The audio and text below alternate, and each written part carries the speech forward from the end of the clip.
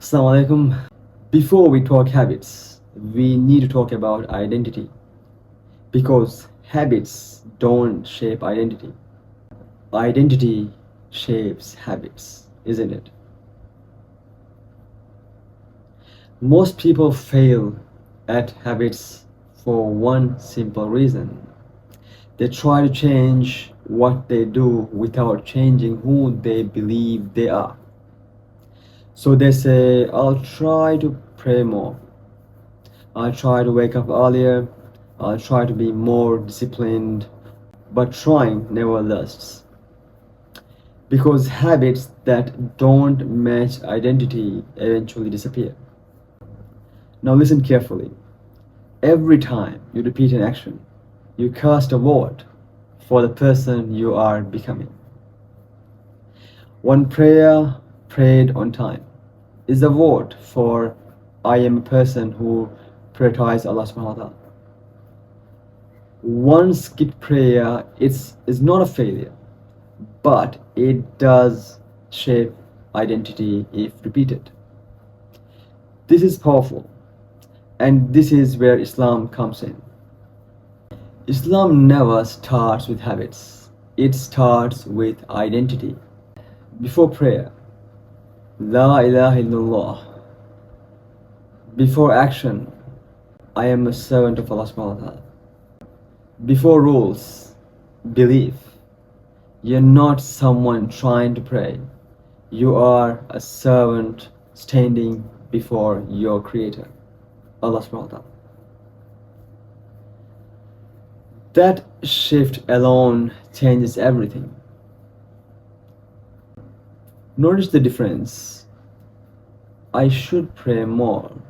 I need to fix myself.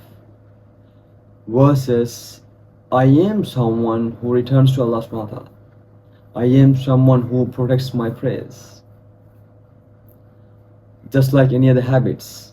For example, I should start working out. Instead, I am someone who works out, isn't it? So James, what does the research says about this? Imagine two people who are trying to quit smoking, and so the first person gets offered a cigarette and they say, oh no thanks, I'm trying not to smoke. And the second person gets offered and they say, oh no thanks, I'm not a smoker. And so the first person is trying to resist something that they still see themselves as, but the second person no longer sees themselves as the type of person who smokes. And some of the evidence and research suggests that once you adopt those identities, it's easier for you to stick to the behavior. So when this happens, prayer stops being a task. It becomes an expression of who you are. And Islam reinforces this daily. Every time you say Allahu Akbar, you are declaring Allah is greater than my excuses. Here is something life-changing. You don't need to feel like a good Muslim to start acting like one. You act first and identity follows, isn't it? Islam doesn't ask for perfection, it asks for proof. One sincere prayer, one moment of return, one conscious decision. That's enough to start rewriting your identity.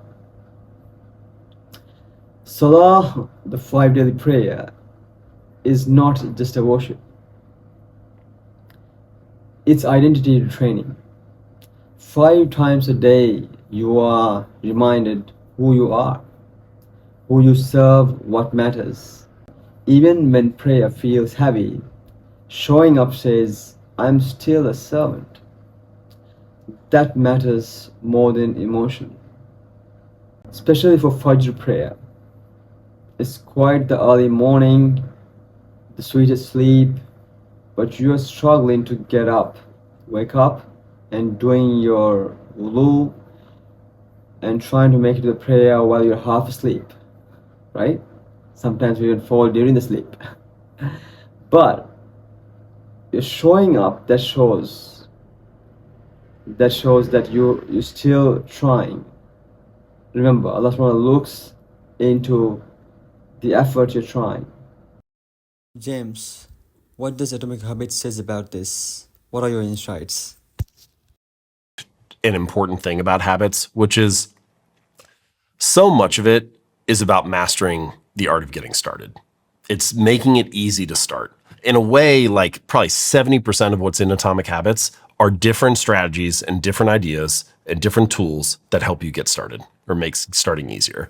This trainer who I've been working with now, he went to the gym, and for the first 6 weeks, he had this strange little rule for himself where he wasn't allowed to stay for longer than 5 minutes. So he'd get in the car, drive to the gym, get out, do half an exercise, get back in the car, drive home. And you're like, this sounds silly, right? Clearly, this is not going to get the guy the results that he wants. But what you realize is that he was mastering the art of showing up, right? He was becoming the type of person that went to the gym 4 days a week, even if it was only for 5 minutes. And so I think this is kind of a deep truth about habits, which is a habit must be established before it can be improved. You know, it has to become the standard in your life before you optimize and scale it up into something more. There's that quote from Ed Lattimore where he says, the heaviest weight at the gym is the front door. A lot of things in life that are like that. And so by trying to make it easy to master, easy to get started, then you're in the game. Now that you have this floor that is achievable, even when you're tired, even when you're exhausted, even when you don't have much time, now you can show up and feel like you're succeeding, you know, and then you can progress from there. One of the most motivating feelings to the human mind is the feeling of progress. If you feel like you're making progress, even if it's smaller than what you ultimately hope to do, you have every reason to move forward. But often we become like a victim of our expectations. We spend all this time optimizing the perfect plan and then expect things to go perfectly out of the gate. And you had it so built up in your mind that once you don't hit that mark in the first or second or third day, it falls apart. Here is a simple practice for this week. After every prayer, even if it was rushed, say quietly to yourself, I am someone who prays. Not perfectly, not always focused, but someone who shows up.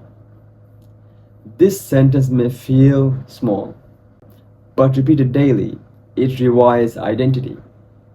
Motivation disappears, identity remains. When life gets busy, when Iman feels low, identity whispers, this is who you are. And you return. That's how habits survive storms. In the next episode, we will talk about something practical and powerful. Prayer is a lifestyle system, not a task. How to design your day around Salah, the 5 daily prayers, instead of squeezing Salah into your day. Remember this, you don't rise to better habits, you rise or fall to your identity. Choose it carefully. As we close today's episode, take a moment to pause and carry one small insight with you. Remember, meaningful change doesn't happen all at once. It grows through consistent, intentional steps. If today's conversation resonated with you, subscribe to Mindful Liberty so you don't miss future episodes. Take a moment to reflect, and if you feel it could benefit someone else, share it with them. Thank you for spending time with this Heyvallaa Podcast by Mindful Liberty. Until next time, live mindfully, stay grounded, and keep returning to what truly matters.